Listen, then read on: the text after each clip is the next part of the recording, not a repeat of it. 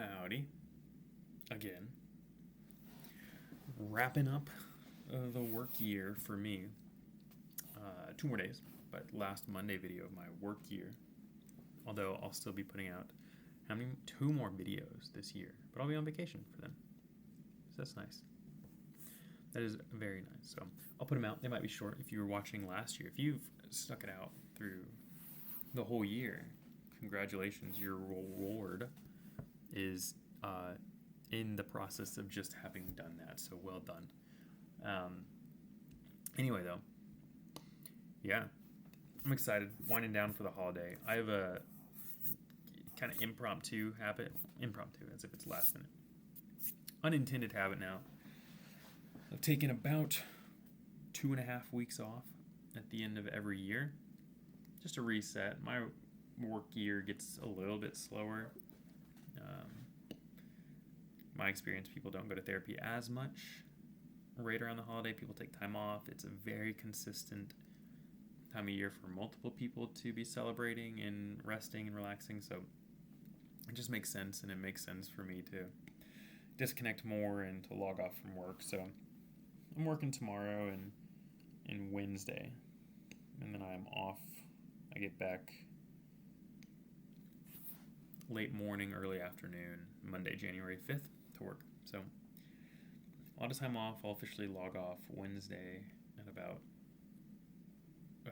5, I think, somewhere around there. So that's good. It's good. So I'm excited about that. And yeah, I don't really have a lot of specific thoughts to give people. One of the things I will say, as we're going to visit some family, and I was around some sick people lately and trying to make sure I don't get sick. I don't get sick very often.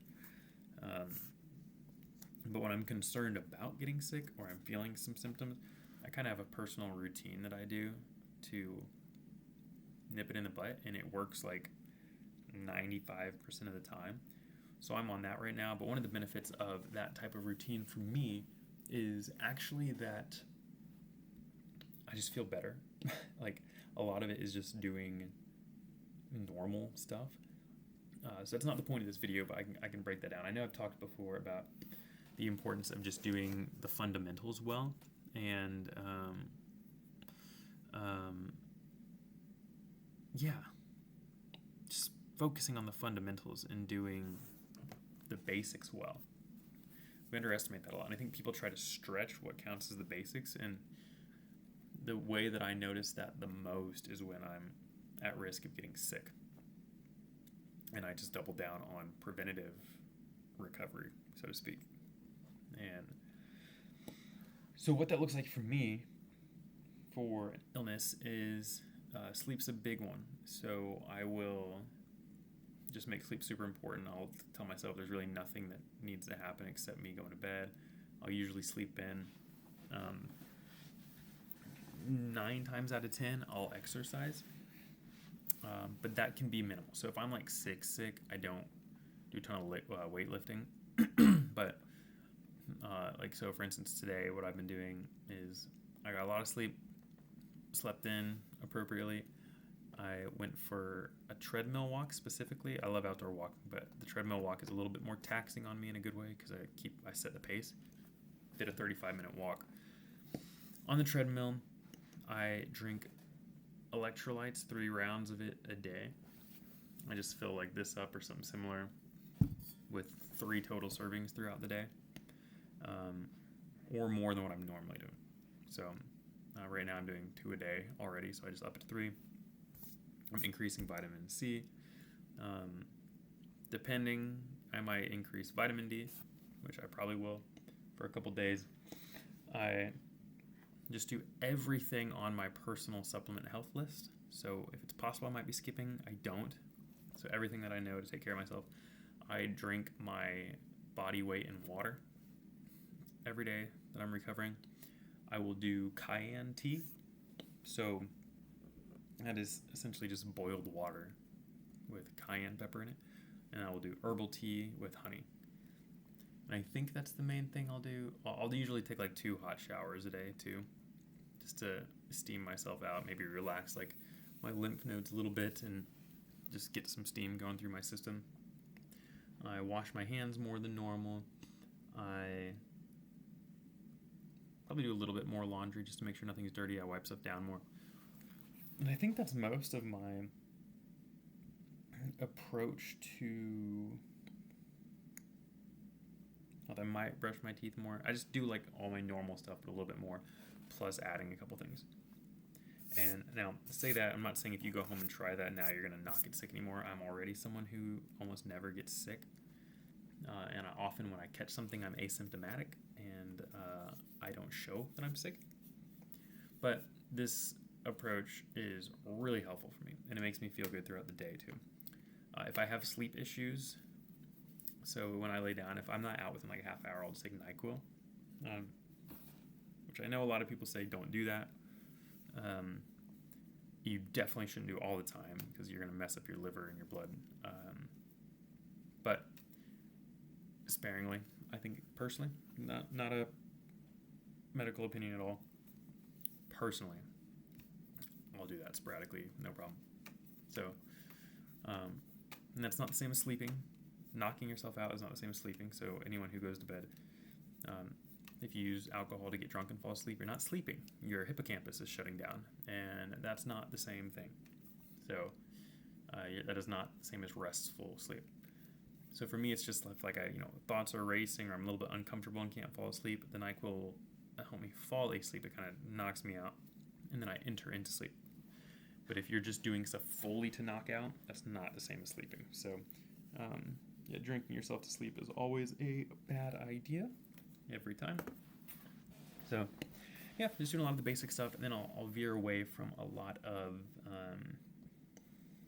like unhealthy food and really sugary stuff. And depending on where I'm at in life and with the week, I might increase like fruit consumption. We're actually getting ready to go out of town, so we were intentionally diminishing our pantry and food.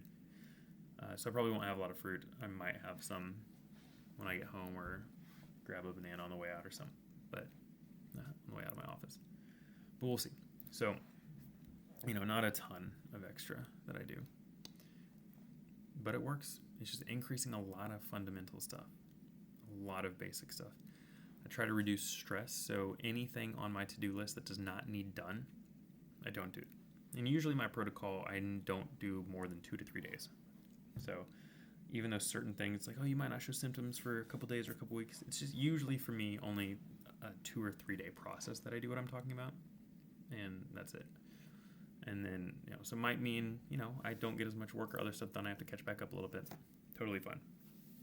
I mean, that's only if they're stress-inducing things. If I'm relaxed doing them, I'm not pushing into sleep, whatever. So this is just true of so many areas, just double down on fundamentals and basics. It's helpful. Keep a positive attitude. Also, I forgot this step, and a lot of people don't talk about this, and there are mixed opinions on if it's real. I just tell myself I'm not going to get sick. I do that a lot, and I actually am a big proponent of mind over matter. Easier said than done. But I look at symptoms, like I'm looking up, like, what does a symptom look like? Do I have it? I can be anxious that way, temperamentally, but I'm also really good at just telling myself, I got stuff to do. I can't get sick. We're not getting sick. And I believe that. If you just tell yourself you got to do it, or this isn't allowed to happen to your body will just fight itself off more. Your mind is an exorbitantly powerful tool. And I think people do not talk about it enough. I think it's minimized. Even your people who are like, mindset's everything, I think are underselling it. It's the way you think about things. It cannot be understated how much that is affecting your life. Unbelievably so. So just to make that click, you have no idea how much you're selling yourself short if your mindset is off. So, some things to think about and reflect about. So, happy Monday. I'll talk to you all next week heading into Christmas, and enjoy the holidays as you head into them. See ya.